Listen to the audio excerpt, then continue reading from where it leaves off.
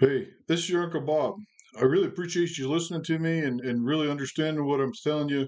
If you're really looking to sell your house, that you know what the best thing to do is find the cheapest person out there.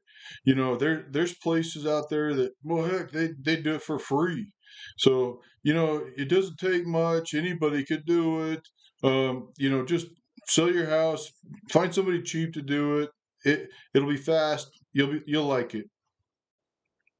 Okay, Doug, let's talk about getting the cheapest price on the cheapest house you can find. What has your experience been like with that? Everybody wants to save money. Of E- course. Everybody wants to save money, but when it comes to it, real estate is like anything else. But I look at it, and it's one of the biggest purchases or sales that you'll have in Yes. your lifetime. And so if you do that once or twice, maybe you have a heart attack once or twice. If you have a heart attack, do you really want to call and find the cheapest surgeon? No. You really don't. If you're in a massive car crash, do you want to find the cheapest insurance Or the cheapest lawyer. or the cheapest lawyer? Yeah, no, No. no. And so what happens is when somebody discounts something, and all you have to do is look and read. Angela had referred to some of that earlier, but if you'll read some of the cheap stuff, they don't do things like normal people.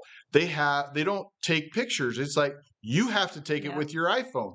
They'll maybe put it on the internet, but you have to schedule the appointments. You have to read the contracts. You have to schedule everything. And you And have to know what you're doing. and you have to And know what you're and if you doing. make a mistake, it's on you.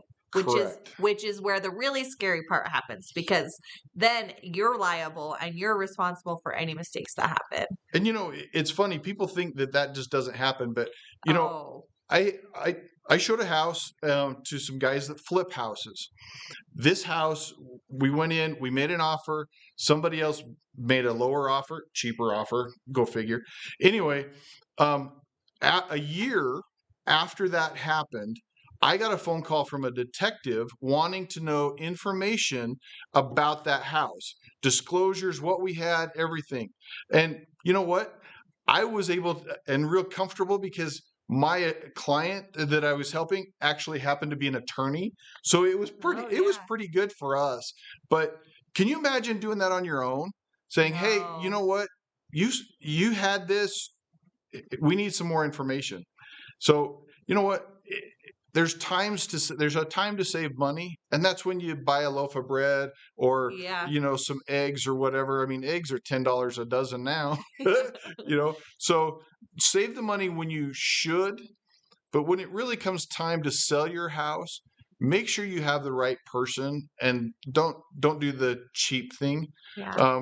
Another quick story. I had a family that wanted some help selling the house. They decided that they wanted to go cheaper.